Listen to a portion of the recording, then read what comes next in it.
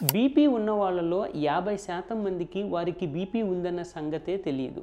దానిలో 50% మంది మందులు వాడరు. వాడినా కూడా 50% మంది మాత్రమే కరెక్ట్‌గా వాడతారు.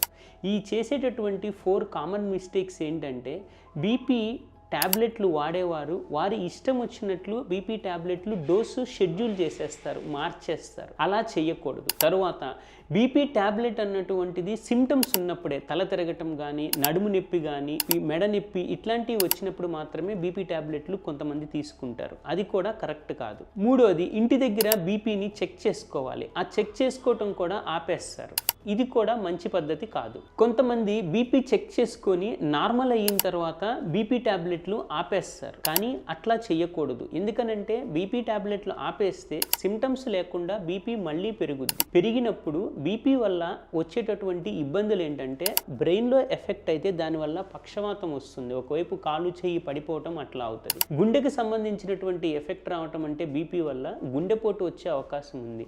మూడోది, కిడ్నీలు ఎఫెక్ట్ అవుతాయి కూడా బీపీ ఎక్కువ ఉంటే. ఈ బీపీ ఉన్న వాళ్ళు కూడా ఏదైనా అడ్జస్ట్మెంట్ కావాలి అనుకున్నప్పుడు బీపీ ఎక్కువైనా తక్కువైనా అసలు దాని గురించి రీజన్స్ ఏంటన్నది తెలుసుకోవటానికి డాక్టర్ని కలవాలి.